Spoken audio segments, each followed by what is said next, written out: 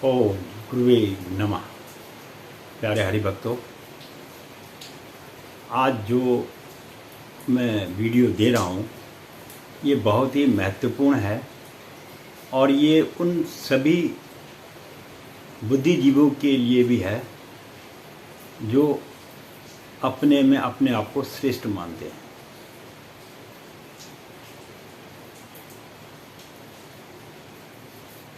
मैंने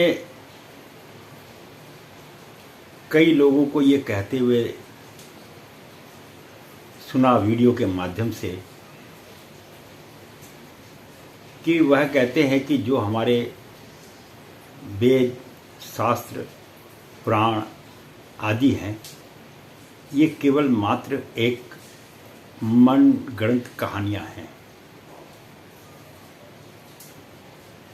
मान लिया हमने आपकी बात को कि यह बात सत्य हो, लेकिन पर मान कैसे लें?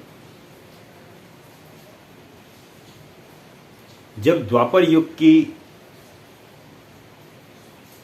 खोज की गई, सुदामा कृष्ण की नगरी की, तो समुद्र के अंदर में उसे देखा गया है।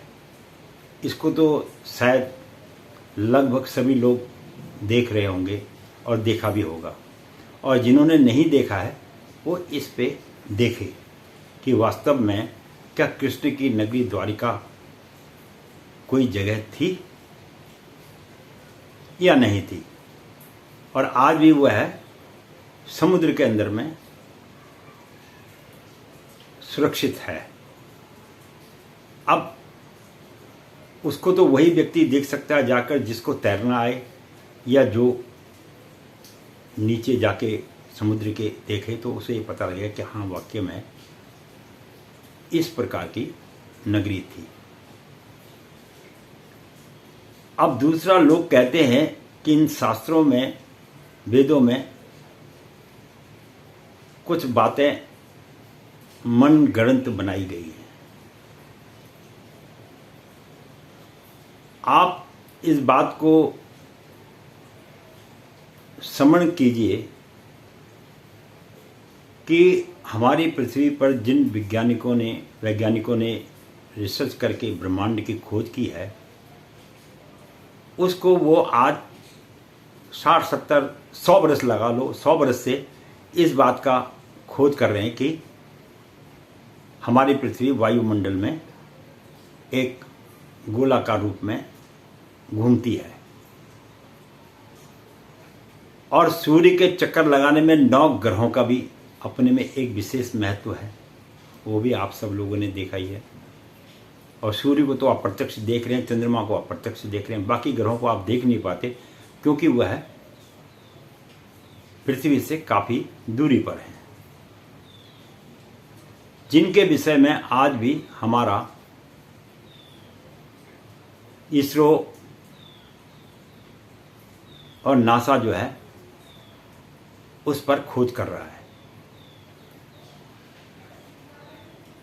अब 9 ग्रहों का तो पता इनको लग गया था, लेकिन किन ग्रहों के कितने उपग्रह हैं इसके विषय में तो इन्हें जानकारी अभी कुछ ही वर्षों पहले ही प्राप्त हुई है, जबकि इसका वर्णन हमारे वेदों के अंदर में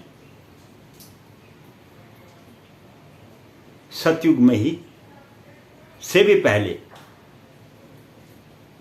इस विषय को खोज लिया था।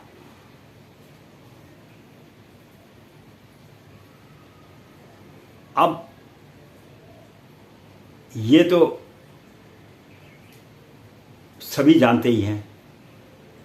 हालांकि मैं यूक्रेन कभी गया नहीं, लेकिन मैंने यूक्रेन के बारे में ये जानकारी ली थी कि यूक्रेन एक बहुत ही संपन्न देश था, अब है नहीं है, था।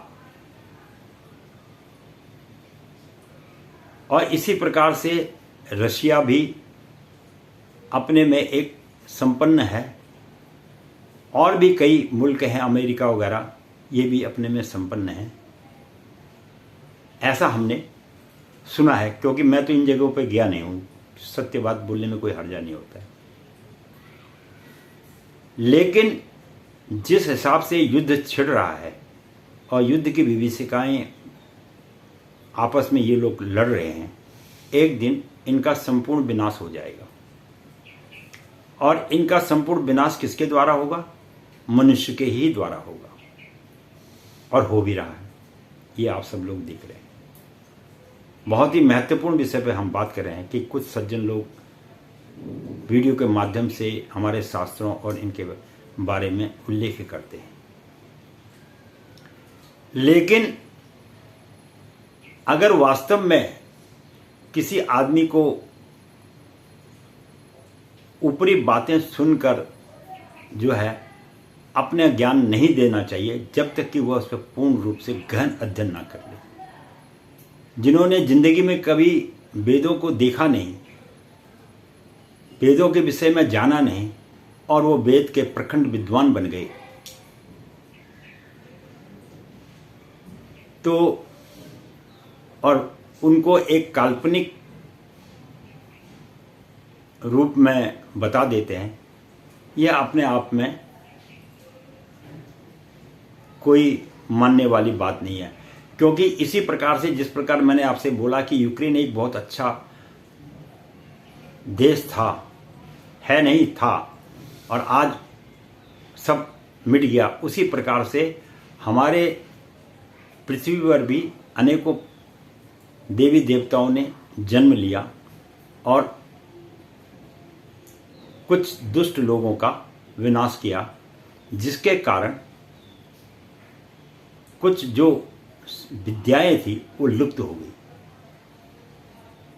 अगर आज इसी बात को स्मरण करके मनुष्य सोच ले आपस में लड़ना झगड़ना, सारे विश्व युद्ध थड़ छिड़ जाए और सारे हथियारों का प्रयोग हो जाएगा, और बड़े बड़े साइंटिस्ट वगैरह अगर मारे जाएंगे,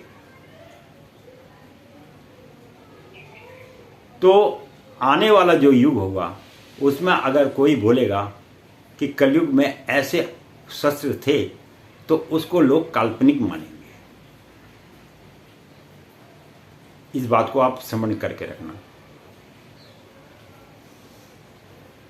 जब कोई चीज होती है तभी उसकी बारे में चर्चाएं होती हैं।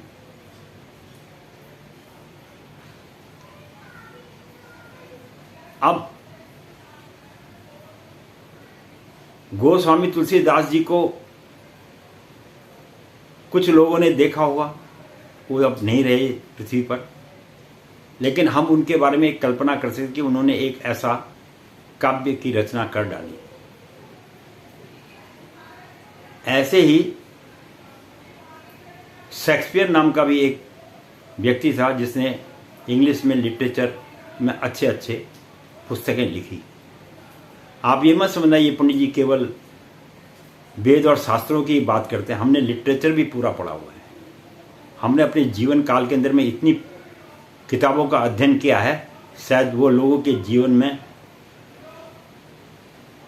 सोचना और समझना भी मुश्किल होगा। मैंने इतना किताबों का अध्ययन किया है, चाहे थोड़ा थोड़ी मात्रा में ही किया हो, लेकिन मैंने अनेकों पुस्तकों का अध्ययन किया है।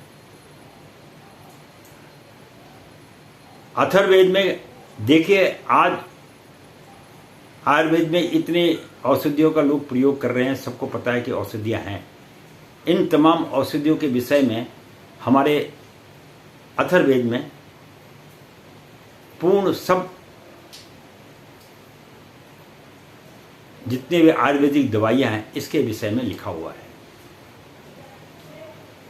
वेद के अंदर में अधिकांश जो महत्वता दी गई है वो सूर्य, चंद्र, इंद्र आदि लोगों को विशेष महत्वता दी गई है और भगवान शंकर को दी गई है, क्योंकि जिस समय वेदों की उत्पत्ति हुई थी उस समय ना तो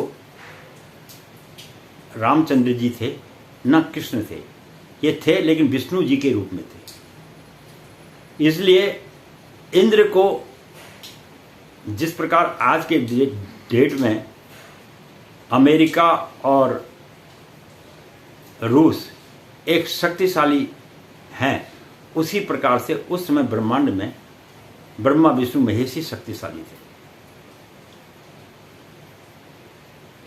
अब आने वाले समय में कोई देश अपने को सुदृढ़ बना ले और इस योग्य बन जाए कि वो समस्त पृथ्वी पर राज्य कर सके, तो लोग उसकी ही जय जयकार करेंगे, उसी देश की जय जयकार करेंगे। जैसे कि आज हर बच्चे से पूछा जाए कहाँ जा रहा है तो बोलता है मैं अमेरिका जा रहा हूँ, जबकि अमेरिका में भारतवर्ष के बराबर साधन नहीं है, लेकिन फिर भी आदमी वहाँ जाता है। क्यों? क्योंकि वहाँ के लोगों के अंदर में एक जागरूकता है कि किस प्रकार से हमें अपने देश को आगे ले जाना है। तो इस प्रकार की भावना जिस दिन भारतवर्ष के मनुष्य के अंदर में आ जाएगी और अपनी पुरानी धरोहर को वो पहचान लेगा, जिस प्रकार बेटा पिता की संपत्ति को ठीक प्रकार से संभाल के रखता है, उसी प्रकार से ये जो वेद पुराण हैं ये हमारे पूर्वजों द्वारा दिया गया एक नायाब तोहफा है, जिसको कुछ लोग स्वीकार नहीं कर पाते हैं। ये उनकी गलती नहीं है, क्योंकि ये उनको बतलाने वाले या समझाने वाले लोगों की गलती है। अब आज की डेट में मैं कई बार कई जगह भ्रमण मैंने किया, कुछ बच्चों को अंग्रेजी नहीं आती है, जिसके कारण क्या होता है वो कुछ समय तक पढ़ते हैं, उसके बाद वो पढ़ना छोड़ देते हैं। तो मैंने उनसे पूछा कि बच्चों ये तुमने पढ़ना क्यों छोड़ा? बोला जी अंग्रेजी तो हमें पढ़नी आती नहीं, इसलिए हम फेल हो जाते हैं, इसलिए हमने स्कूल छोड़ दिया। तो मैं ये तमाम लोगों से जो वीडियो बनाते हैं या उनसे ये आग्रह करूंगा कि सबसे पहले तो इस प्रणाली को सुधारा जाए कि हमारे यहाँ सरकारी स्कूल के अंदर में कोई बच्चा पढ़ने को राजी नहीं है। सब प्राइवेट स्कूल में क्यों जा रहे हैं? क्योंकि वहाँ शुरू से ही बच्चे को इंग्लिश पढ़ाई जाती है और अंग्रेजी एक ऐसा विषय बन गया है जो पूरे विश्व में एक भाषा है जिसके द्वारा आदमी एक दूसरे के साथ वार्तालाप कर सकता है। बहुत ही महत्वपूर्ण विषय मैं आपको बता रहा हूँ। तो हमारे देश के जितने भी बड़े बड़े नेता हैं, मैं इनसे आग्रह करूंगा वीडियो के माध्यम से, और आप लोगों से भी आग्रह करूंगा कि इस वीडियो को आगे को जरूर फॉरवर्ड करना। लाइक मत करना, मुझे लाइक से कोई मतलब नहीं पड़ा है, लेकिन फॉरवर्ड जरूर करना। देश का अगर वाकई में हित चाहते हो और चाहते हो, क्योंकि हमारे देश के अंदर में ऐसे ऐसे प्रतिभाशाली बालक पैदा होते हैं जिनके अंदर में इतना विशाल ज्ञान भरा हुआ है, वह अंग्रेजी ना जानने के कारण अपनी विद्या अधूरी छोड़ देते हैं। तो इसलिए शिक्षा जो है पहले कक्षा से ही अंग्रेजी को पढ़ाना चाहिए, पहली कक्षा से ही संस्कृत को भी पढ़ाना चाहिए, क्योंकि ये दो विषय ऐसे हैं जो आदमी को बचपन में हमारे माताजी पिताजी हमें सिखाया करते थे, 2 एकम 2 2 दूनी 4। वो आज तक हमको 20 तक पहाड़े याद हैं, जबकि हमारी माताजी पढ़ी लिखी नहीं थी। पिताजी तो हमारे विद्वान थे, लेकिन माताजी हमारी पढ़ी गई, वो हमें सब याद करा देती थी। जैसे चैत बैसाख बसंत ऋतु जेठ आषाढ़ ग्रीष्म ऋतु, ऐसे इस प्रकार से जो है स्वरों में हमको बतला दिया गया था, तो हमें याद। तो इसी प्रकार से मैं चाहता हूँ कि संस्कृत भी और अंग्रेजी भी, ये दोनों माध्यम को बच्चे को प्रथम क्लास से ही पढ़ाना शुरू करेंगे, तो आगे चल के उनको वेदों में जो लिखे हुए रहस्य हैं, वेदों में लिखे हुए जो विज्ञान है, वो किस प्रकार वो अपने जीवन में प्राप्त कर सकते हैं, वो संपूर्ण जानकारी उनको मिल जाएगी। अब यहाँ लोग पूर्ण रूप से हिंदी तो पढ़ नहीं पाते ढंग से, तो संस्कृत और इंग्लिश कहाँ से सीखेंगे। मेरा एक बार मैं कहीं गया था तो मुझे एक अंग्रेज मिला और मैंने अंग्रेज से पूछा ज़रा इंग्लिश में ये लिखो करके, तो उसने बोला मैं अंग्रेजी बोलना तो जानता हूँ लेकिन अंग्रेजी लिखना नहीं जानता हूँ। मैंने कहा क्यों? कहता मेरा पढ़ने में ध्यान नहीं था। और लेकिन अधिकांश लोग उसको बड़ी प्रसन्नता और स्नेह की दृष्टि से देख लेते क्योंकि वो अंग्रेजी बोल रहा था। अब अंग्रेजी तो उसकी भाषा है, वो तो बोलेगा ही। बंगाल में चलो बंगाली बोलेगा, क्या हर बंगाली को बंगाली भाषा आती है? हर पंजाबी को क्या पंजाबी पढ़ना आता है? पंजाबी बोलता है। हर मद्रासी को क्या मद्रासी लिखना आता है? नहीं आता है। कई बार मद्रासी बोलते हैं लेकिन संपूर्ण तो नहीं जानते। तो इस प्रकार भाषा बोलना और भाषा को लिखना ये दोनों अपने में विशेष महत्वता देते हैं। तो हमारे जितने भी विज्ञान वगैरह के विषय में जो जानकारी है वो अधिकांश जो है अंग्रेजी पुस्तकों में दी हुई है, ना कि हिंदी की पुस्तकों में। हिंदी की पुस्तकों में तो केवल साहित्य के बारे में ही दिया हुआ है।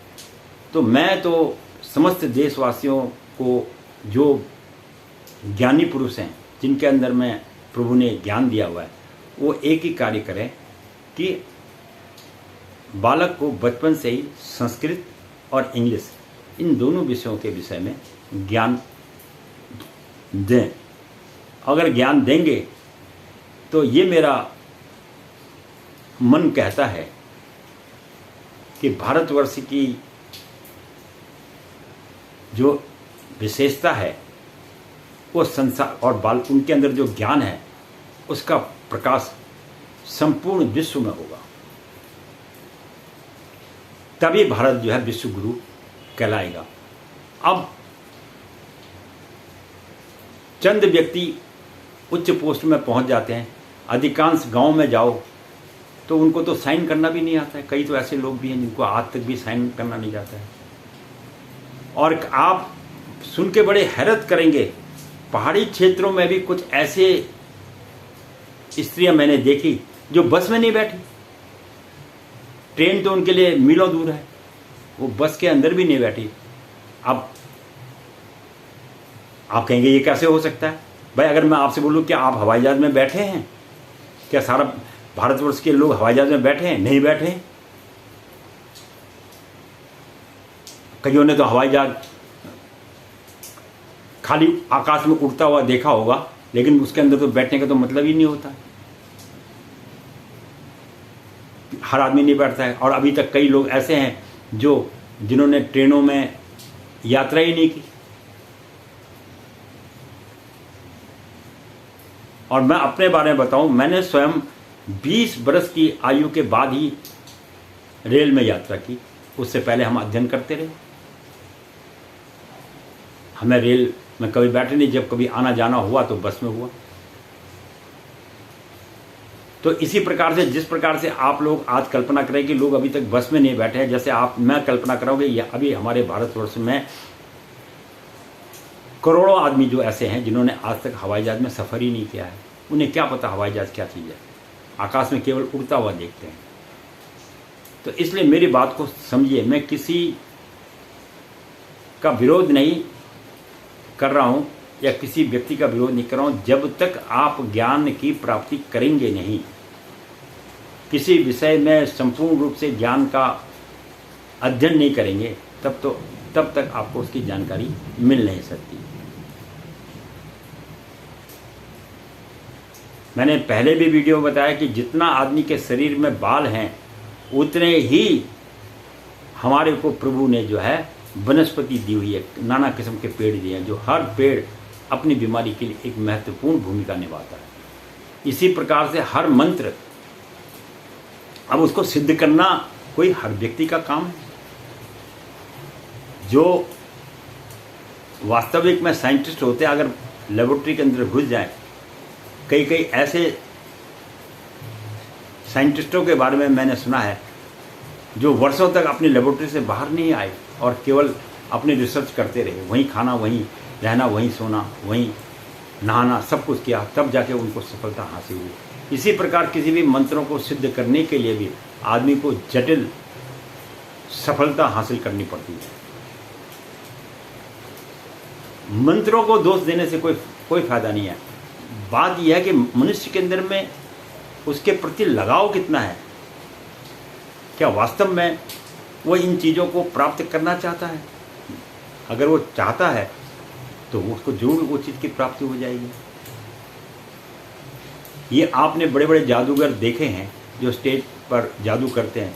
क्या आप वास्तव में सोचते हैं कि इन्होंने ये नज़र का फेर है? ये कोई नज़र का फेर नहीं, यह वास्तविक जादू है।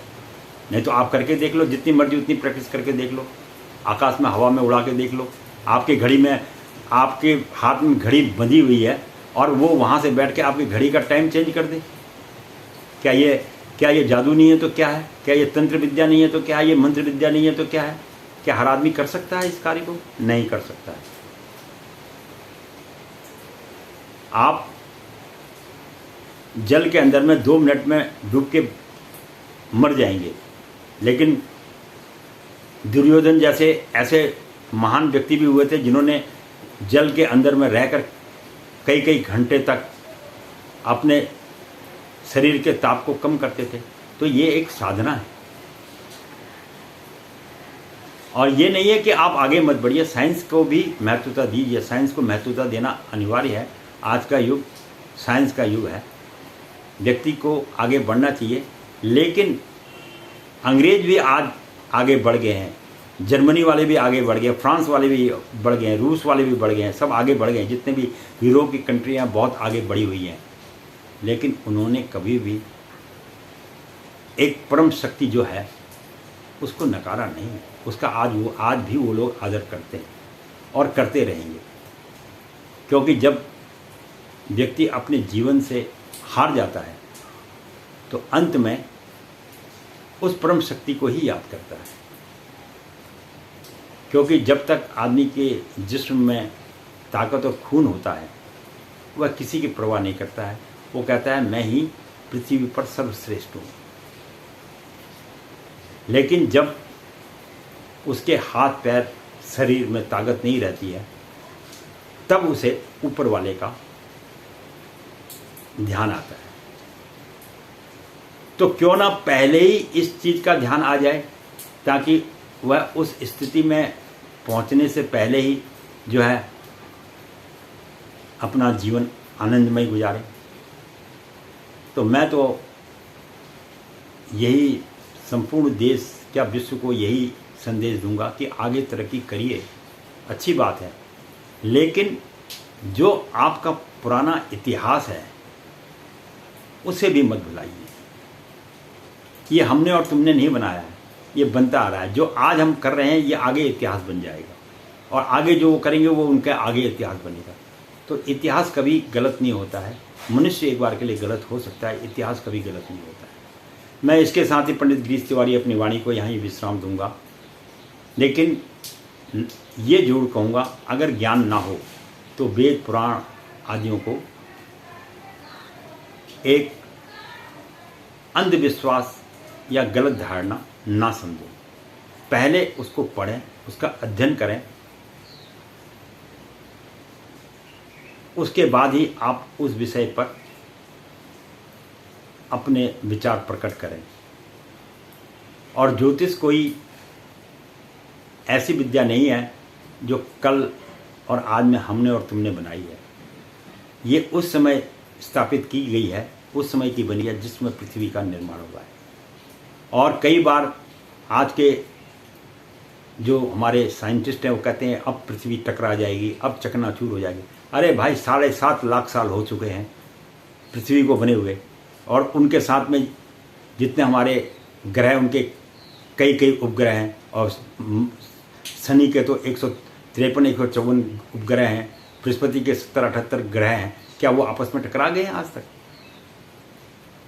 तो इस सृष्टि को जिसने निर्माण किया है वो एक परम परमेश्वर तो है। चाहे उसे आप माने या ना माने ये आप पे निर्भर करता है। पर मैं ये जरूर कहूँगा कि इस सृष्टि को चलाने वाला कोई ना कोई एक शक्ति तो जो है। और अभी तो इन्होंने खोज की नहीं है। जितना वेदों में और पुराणों में वर्णन किया गया है वो समस्त चीज़ें इन्हें मिलेंगी, लेकिन उसके लिए अभी इनको बहुत समय लगेगा। और रोज़ नई नई चीज़ें इन्हें ब्रह्मांड में दिखाई दे रही हैं, और जो चीज़ें इनको दिखाई दे रही हैं उसका वर्णन पहले ही वेदों में किया हुआ है, क्योंकि पहले जो लोग थे उनमें इतनी तेज और शक्ति थी कि वो अपने दिव्य दृष्टि से पूरे ब्रह्मांड को देख सकते थे। हो सकता है आज भी किसी में हो ऐसी ताकत, मुझे मालूम नहीं, लेकिन ऐसे दिव्य पुरुष भी इस पृथ्वी पर हुए थे और हो रहे हैं। वीडियो देखने के लिए बहुत बहुत धन्यवाद। आशा करता हूँ, वैसे मैंने ये वीडियो किसी के दिल को तकलीफ पहुंचाने के लिए नहीं कहा है, पर किसी भी विषय को बोलने से पहले किसी भी व्यक्ति को इस बात का स्मरण जरूर करना चाहिए कि आज के दिन इस बात को सत्य मान के अपने जीवन को जाना कि कोई न कोई तो पावर ऊपर है जो हमारी सृष्टि को चला रहा है। बहुत बहुत धन्यवाद।